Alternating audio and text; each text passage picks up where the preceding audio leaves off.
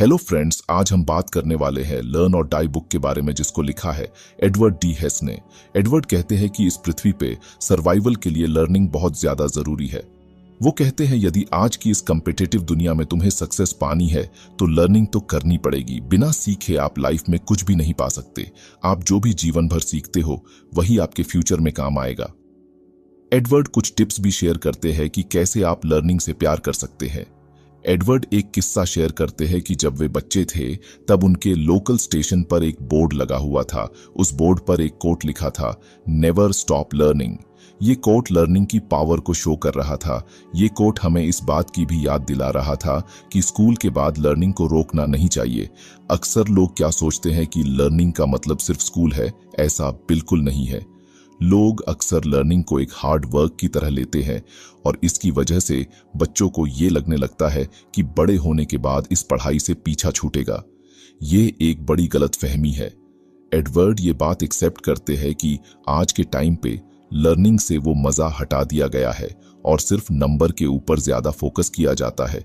पर असल में लर्निंग में मजा आज भी है और ये आपके फ्यूचर के लिए भी जरूरी है। एडवर्ड का यह भी मानना है कि जब हम लर्निंग को बंद कर देते हैं तो लगभग हम एक मरे हुए इंसान की तरह बन जाते हैं। और असल में पर्सनल डेवलपमेंट और बिजनेस में सक्सेस के लिए यह बात बिल्कुल सच है। अगर हम कोई नई चीज नहीं सीखना चाहते हैं तो इसका मतलब साफ है, आप कभी भी लाइफ में सक्सेस नहीं पा सकते। तो आज हम इस वीडियो में लर्निंग के बारे में जानेंगे। हम यहां ज्यादातर एक कंपनी के पर्सपेक्टिव से बात करेंगे, पर आप उन्हीं चीज को अपने पर्सनल डेवलपमेंट के लिए भी यूज कर सकते हैं। Chapter 1, the importance of learning for human survival. इस चैप्टर में एडवर्ड हमें लर्निंग की इंपॉर्टेंस समझाते हैं। वो कहते हैं कि मान लो जो पुराने लोग थे वो आग से लड़ते थे। उस टाइम पे जो बड़े बड़े जानवर थे उनसे लड़ते थे। मान लो कि जब उनको पता था कि अगर हम आग से लड़े तो मरना तय है, या बिना हथियार के इन बड़े जानवरों से लड़े तो भी हमारा मरना तय है। ये जानकारी उन्हें पता चली, तभी वो जिंदा बचे। तभी उन्होंने आग से बचना और जानवरों से लड़ना सीखा। अगर वो ये सब नहीं सीखते तो शायद वो जिंदा नहीं होते और न ही आज हम जिंदा होते। यानी ह्यूमंस ने उनके स्टार्टिंग में कुछ सीखा, उसका फायदा हमें आज मिला। ये फायदा कि आज हम जिंदा है। हमने सीखा कि अपने फूड को कैसे पाया जाए। हमने सीखा कि रहने के लिए जगह कैसे बनाई जाए। हमने सीखा कि खुद की सुरक्षा कैसे की जाए। और हमने धीरे धीरे नई चीजों का इन्वेंशन किया जो हमारी लाइफ को आसान बना सके। और जैसे ही हमने ये बेसिक चीजें सीख ली, उसके बाद फिर ह्यूमन सिविलाइजेशन डेवलप होने लगी। धीरे धीरे अक्षर बनाए गए, भाषाएं बनाई गई। किसी चीज को याद रखने के लिए या कोई बात दूसरों को बताने के लिए इन भाषाओं को इस्तेमाल किया जाने लगा। सोचिए, अगर उन्होंने तब ये भाषा और अक्षर न बनाए होते तो आज हमारा क्या होता। फिर उस भाषा को दूसरों को सिखाने के लिए इंस्टीट्यूट बनाए गए जहां लोगों को ध्यान दिया जाता था। इसको सभी के लिए कंपलसरी कर दिया गया, क्योंकि किसी को भी किसी से भी बात करने या कोई बात बताने के लिए भाषा की जरूरत तो होती ही है, और दोनों को एक जैसी भाषा आनी चाहिए, ये भी जरूरी है। ऐसे करते करते हमने पीढ़ी दर पीढ़ी हर जनरेशन में कुछ नया सीखते रहे, नई चीजों की इन्वेंशन करते गए और हम डेवलप होते गए। फिर हमने सीखना शुरू किया कि दुनिया आखिर कैसे काम करती है। हमने फिर ये भी सीखा कि खुद की लाइफ को कैसे चलाया जाए, क्या जरूरी चीज चाहिए एक नॉर्मल लाइफ जीने के लिए। हमने ये भी सीखा कि दूसरों के बारे में कैसे सोचा जाए। अगर उन पहले के लोगों ने चलना बोलना भी नहीं सीखा होता तो शायद आज हम चलने में बोलने में इतनी महारत हासिल ही न कर पाते। आज भी हमारे अंदर वो लर्निंग की चाह है, तभी तो कुछ पाने के लिए हम दूसरों को रास्ते से हटा देते हैं, न मिलने पे चिल्लाते हैं। और आज की दुनिया में हम इन सब चीजों को सीखकर खुश है। आज की दुनिया में लगभग कोई कमी नहीं है। आज जो हमें चाहिए वो हमें मिल जाता है। हाँ, हमें मेहनत तो करनी पड़ेगी कुछ भी पाने के लिए, लेकिन हमारे पास पाने का मौका तो है। आज के ज़माने में बहुत सारी अपॉर्चुनिटी है, पहले तो ये भी नहीं थी। एडवर्ड इस बात को भी एक्सेप्ट करते हैं कि हमें और नई चीज़ों के बारे में भी जानना चाहिए। हमें आउट ऑफ द बॉक्स भी सोचना चाहिए। पर यह कहना आसान है, करना नहीं, क्योंकि हम हमारी लाइफ के पहले 18 साल समाज के हिसाब से जीना सीखते हैं। एग्जाम्पल के लिए हमें यह सिखाया जाता है कि जब दो लोग बात कर रहे हो तो उनके बीच में नहीं बोलना चाहिए, हमें शांत रहना चाहिए। हमें यह भी सिखाया जाता है कि ज्यादा बोलने वाले, दिखावा करने वाले या सब कुछ जानने वाले न बने। और इन सभी सिखाई गई चीजों की वजह से हम अपनी अचीवमेंट, थॉट्स, इन सबको पीछे छोड़ देते हैं। एडवर्ड का मानना है कि कभी कभी ये सब चीजें हमें नुकसान पहुंचा सकती हैं। एडवर्ड ये भी मानते हैं कि किसी को रेस्पेक्ट देना अच्छी बात है, दयालु रहना अच्छी बात है, शांत रहना अच्छी बात है, पर आपको ये भी पता होना चाहिए कि कब आपको शांत होना चाहिए और कब आपको बोलना चाहिए। मतलब हमें सिचुएशन के हिसाब से ये सोचना चाहिए कि कब आपको बोलना है और कब आपको शांत रहना है। कोई भी इंसान अगर आपको कोई चीज सिखाता है तो इसका मतलब ये भी नहीं है कि वो चीज लाइफ की हर सिचुएशन में अप्लाई होगी। अगर आपको हमारी बुक समरी अच्छी लग रही है तो बुक इनसाइडर को सब्सक्राइब करना न भूले। हम रिस्पेक्ट वाले एग्जाम्पल से ही समझते हैं। हमें तो ये सिखाया गया है कि अपनों से बड़ों की रिस्पेक्ट करो, लेकिन अपने से बड़े ही हमारे दुश्मन बन जाए तो उस सिचुएशन में ये बात लागू नहीं होती। श्री कृष्ण ने अर्जुन को गीता इसीलिए तो सुनाई थी। अर्जुन को लगने लगा था कि इस युद्ध में अपने ही परिवार को मार के मुझे क्या मिलेगा। उसी तरह से हर चीज हर जगह लागू नहीं होती है। किन चीजों को कब करना है बिजनेस पर्सपेक्टिव से, ये सब बहुत ज्यादा जरूरी हो जाता है। अगर आपके pass out of the box सोचने की एबिलिटी नहीं है तो आप बहुत सारी अपॉर्चुनिटी मिस कर देंगे जो कि क्रिएटिव थिंकिंग के लिए जरूरी है। एग्जाम्पल के लिए अगर हम समझे तो मान लीजिए आपकी कोई एक कंपनी है और आपका जो प्रोडक्ट है वो कोई बड़ी चीज होने वाली है, तो इसके लिए आपको कुछ ऐसा यूनिक या क्रिएटिव करना पड़ेगा जिससे नेशनल इंटरनेशनल लेवल पे इस चीज की सनसनी फैल जाए। लेकिन अगर आप आउट ऑफ द बॉक्स या क्रिएटिव सोचने वाले इंसान नहीं है तो आपके लिए ये मुश्किल होगा। हो सकता है आपके एक या दो थॉट्स बहुत ही बेकार हो, पर क्या पता तीसरा या चौथा थॉट्स अच्छा आ जाए। पर इसके लिए आपको कोशिश तो करनी पड़ेगी ना। अगर आप कोशिश ही नहीं करोगे तो फिर तो कुछ भी नहीं होगा और आपका कंपटीटर आपसे आगे जरूर निकल जाएगा। और बिजनेस ही नहीं, आप लाइफ में भी हमेशा उन लोगों से पीछे रह जाएंगे तो फेलियर से कभी डरते नहीं और हमेशा कोशिश करते रहते हैं। और इसीलिए एडवर्ड का कहना है कि हमारे माइंडसेट को अपडेट की जरूरत है। अगर हम इस लगातार बदलती दुनिया में जीना चाहते हैं तो हमें भी हमेशा अपडेट रहना पड़ेगा और हमारी सोच को भी पूरे तरीके से बदलना पड़ेगा। इसका मतलब है सोचने के नए तरीके और स्ट्रेटेजी का पता लगाना पड़ेगा। पूरे तरीके से नए माइंडसेट को अपनाना उतना भी आसान नहीं होगा, लेकिन ये लाइफ के लिए बहुत ही जरूरी है। नए माइंडसेट और नई सोच को अपनाने के लिए आपको सबसे पहले अपने इमोशन पर कंट्रोल करना होगा। इंसान हमेशा उस चीज से ज्यादा डरते हैं जो कि उनको समझ नहीं आती या नई होती है। ये इसलिए होता है ताकि हम सरवाइव कर सके। हम अक्सर नई चीज को अपनाने में झिझकते हैं क्योंकि हम नहीं चाहते कि हम फेल हो जाए या कहीं मूर्ख न बन जाए। और कभी कभी तो हम इतना डर जाते हैं कि हम कोशिश ही नहीं करते। इसीलिए यदि आप नई चीजें सीखना चाहते हैं तो आपको अपने इमोशन पर कंट्रोल करना पड़ेगा।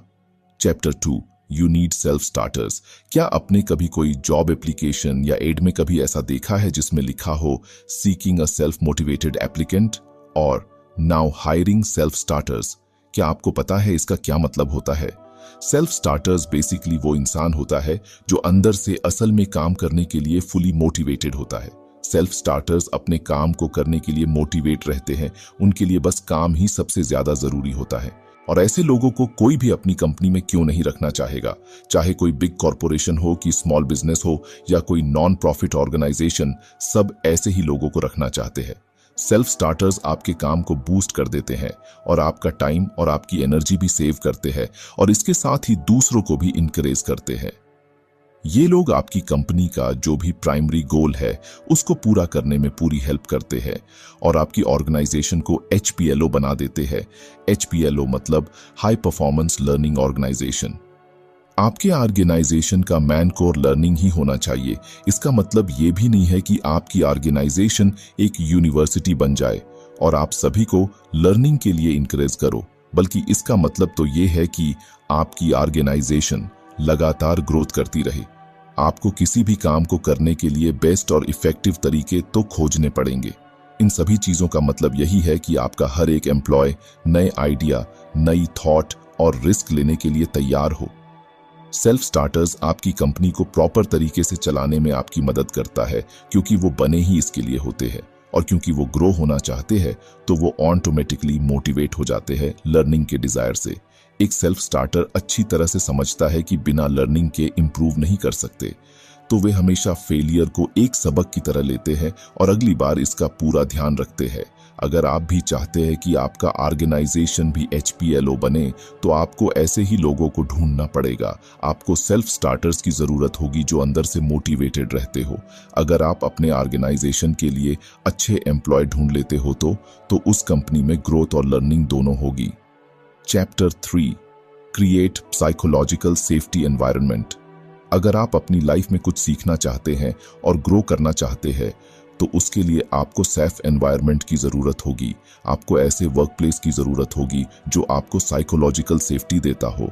अब ये साइकोलॉजिकल सेफ्टी क्या होता है और आखिर ये हमारे वर्क प्लेस पे कैसे काम करता है, आइए जानते हैं। अगर हम नॉर्मल साइकोलॉजिकल सेफ्टी का मतलब समझे, तो एक ऐसा वर्क प्लेस जहां पर हर कोई सेफ फील करे। सेफ फील करने का मतलब है हर कोई अपने आइडिया शेयर कर सके, हर कोई अपनी बात रख सके, बिना किसी डर के हर कोई अपना सजेशन दे सके, और उनमें प्रेजेंटेशन देते समय कोई भी ऐसी झिझक नहीं होनी चाहिए कि मेरे फ्रेंड्स मेरी मजाक बनाएंगे।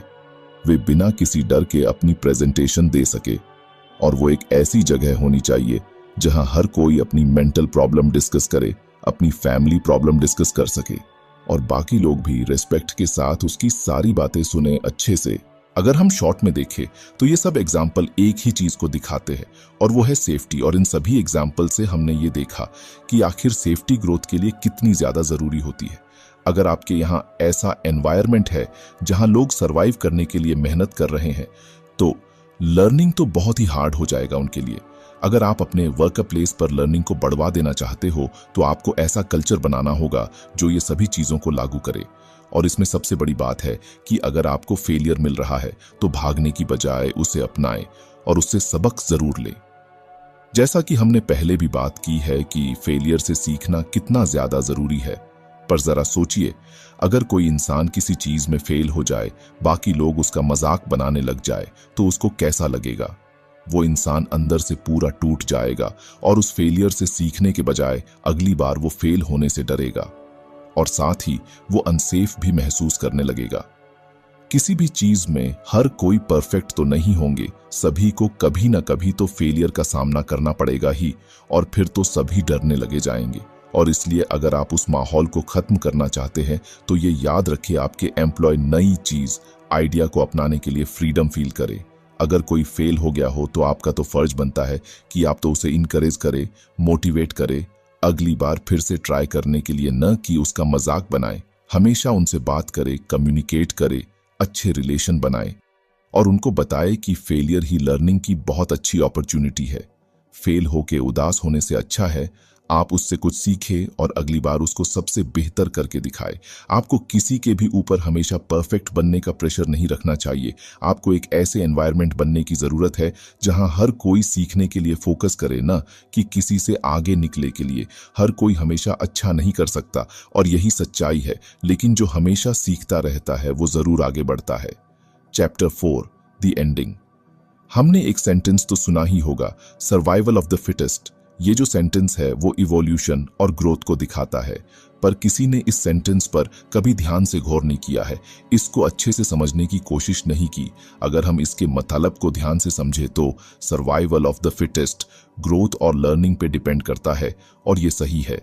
हमने इतना लंबा समय लगाया यहां तक पहुंचने में, इस बीच कितने ही तरह के जीव खत्म हो गए, हम क्यों बचे रहे? इसका एक सिर्फ सिंपल सा कारण है, लर्निंग।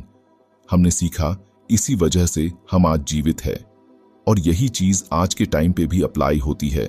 जब तक हम फेलियर से नहीं सीखेंगे, नई चीजें ट्राई नहीं करेंगे, तो हम सर्वाइवल की उम्मीद भी नहीं कर सकते हैं। अगर आप भी चाहते हैं आप लाइफ में सक्सेस पाए या आपकी कंपनी को सक्सेस मिले, तो आपको ये सभी लर्निंग आपकी लाइफ में अप्लाई करनी होगी।